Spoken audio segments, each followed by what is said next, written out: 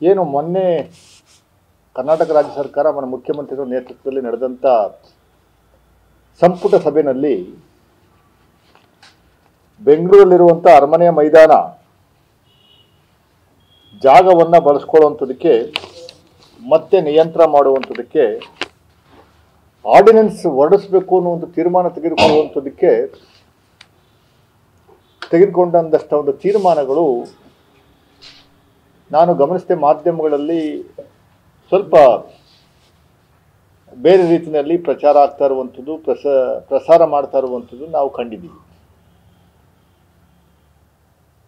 ಅದರಿಂದ ಒಂದಷ್ಟು ಕ್ಲಾರಿಫಿಕೇಶನ್ ಕೊಡುವಂತದಕ್ಕೆ ದಾಖಲೆಗಳ ಸಮೇತ ನಾನು ಬಂದಿದ್ದೇನೆ. ಈ ಆದೇಶ ಇನ್ನ ಆಗಿಲ್ಲ, ಆರ್ಡಿನೆನ್ಸ್ ಇನ್ನ ಸುಗ್ರೀವಾಜ್ಞೆ ತಗೊಂಬಂದಿಲ್ಲ. ಆದರೆ ಸುಗ್ರೀವಾಜ್ಞೆಯನ್ನ ತಂದು ಅರಮನೆ ಪ್ರದೇಶವನ್ನು ಉಪಯೋಗಿಸುವಂಥದ್ದಕ್ಕೆ ತೀರ್ಮಾನ ತೆಗೆದುಕೊತಾ ಇರುವಂಥದ್ದು ಈಗಲ್ಲ. 1996ನೇ ಇಸ್ವಿನಲ್ಲೇನೆ ಅವತ್ತು ಮಾನ್ಯ ಮುಖ್ಯಮಂತ್ರಿಗಳಾಗಿದ್ದ ಎಚ್.ಡಿ. ದೇವೇಗೌಡರ ನೇತೃತ್ವದಲ್ಲಿಯೇ ಇದು ಆಗಿರುವಂಥ ಒಂದು ತೀರ್ಮಾನ 1996ರಲ್ಲೇನೆ. ಅರಮನೆ ಮತ್ತು ಅದರ ಸುತ್ತಲಿನ ಜಾಗವನ್ನು ಸಾರ್ವಜನಿಕ ಉದ್ದೇಶಕ್ಕಾಗಿ, ಸಸ್ಯ ಸಂಗ್ರಹಾಲಯಕ್ಕಾಗಿ, ತೋಟಗಾರಿಕೆ ಅಲ್ಲಿ ಇದು ಮಾಡುವಂಥದಕ್ಕಾಗಲಿ ಆಗಿ ಉದ್ಯಾನವನ ಅಭಿವೃದ್ಧಿಪಡಿಸುವಂಥದಕ್ಕೆ ಆರ್ಜನೆ ಮತ್ತು ವರ್ಗಾವಣೆ ಅಧಿನಿಯಮ 1996ರಲ್ಲೇ ಜಾರಿ ತಂದಿತ್ತು. ಈ ಆರ್ಡಿನೆನ್ಸ್ನ ಚಾಲೆಂಜ್ ಮಾಡಿ ಜಯಚಾಮರಾಜರವರ ವಾರಸುದಾರರಾಗಿದ್ದಂಥವರು ಒಂದು 5-6 ಜನ ಶ್ರೀಕಂಠದತ್ತ ಒಡೆಯರಾದಿಯಾಗಿ ಅವರ ಅಕ್ಕ ತಂಗಿದರು ಸೇರಿ ಹೈಕೋರ್ಟ್ ಆಫ್ ಕರ್ನಾಟಕದಲ್ಲಿ ಚಾಲೆಂಜ್ ಮಾಡಿದರು ಈ ordinance. High court of Karnataka on 31/3/1997 31/3/1997ರಲ್ಲಿ ರಾಜ್ಯ ಸರ್ಕಾರ ತೆಗೆದುಕೊಂಡ ತೀರ್ಮಾನವನ್ನು ಎತ್ತಿ ಹಿಡಿತು. ಈ ಅರಮನೆ ಪ್ರದೇಶ, ಒಟ್ಟು ಅರಮನೆಯ ಪ್ರದೇಶ ಇರುವಂಥದ್ದು 475 ಎಕರೆ. ಅದನ್ನು ಸಂಪೂರ್ಣವಾಗಿ ಸಾರ್ವಜನಿಕರ ಉದ್ದೇಶಕ್ಕಾಗಿ ಬಳಸಿಕೊಳ್ಳುವಂಥದಕ್ಕೆ ತಂದಂತ ಒಂದು ಅಧಿನಿಯಮ. That was challenge before the high court of Karnataka and that high court of Karnataka as endorse the decision of government of Karnataka 1997ರಲ್ಲೇ.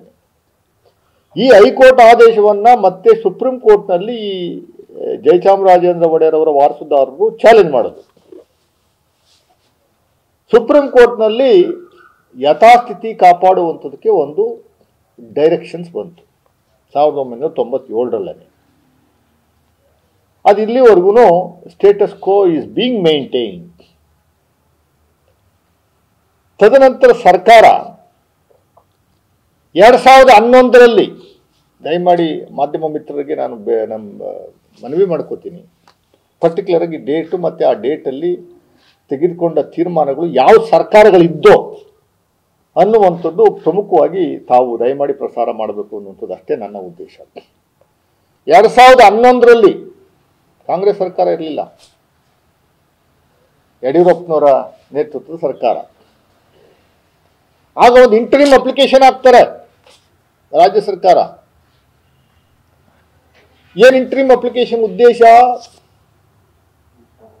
ಜಯಮಾಲ್ ರಸ್ತೆ ಮತ್ತು ಬಳ್ಳಾರಿ ರಸ್ತೆ ಭಾಳ ಕಿಷ್ಕಿಂದ ಇದೆ, ಸಿಕ್ಕಾಪಟ್ಟೆ ಟ್ರಾಫಿಕ್ ಇದೆ, ಟ್ರಾಫಿಕ್ ದಟ್ಟಣೆ ಭಾಳ ಇದೆ, ಟ್ರಾಫಿಕ್ ಜಾಮ್ಗಳಾಗ್ತವೆ, ಅವರ್ಸ್ ಟುಗೆದರ್ ಜಾಮ್ಗಳಾಗ್ತವೆ, ಅಗಲೀಕರಣ ಮಾಡಬೇಕು. ಅದಕ್ಕೋಸ್ಕರ ದಯಮಾಡಿ ಸುಪ್ರೀಂ ಕೋರ್ಟು 15 ಎಕರೆ 39 ಕುಂಟೆ ಜಾಗವನ್ನು ನಾವು ಎರಡು ಕಡೆನೂ ರಸ್ತೆ ಅಗಲೀಕರಣಕ್ಕೋಸ್ಕರ 2 ಕಿಲೋಮೀಟರ್, 4 ಕಿಲೋಮೀಟರ್ ರಸ್ತೆ ಅಗಲೀಕರಣ ಮಾಡುವಂಥದಕ್ಕೆ 15 ಎಕರೆ 39 ಕುಂಟೆಗೆ ನಮಗೆ ಬಿಟ್ಟಿಸ್ಕೊಡ್ಬೇಕು, ಅವಕಾಶ ಮಾಡಿಕೊಡ್ಬೇಕು ಅಂತ ಇಂಟರಿಮ್ ಅಪ್ಲಿಕೇಶನ್ ಹಾಕ್ತಾರೆ.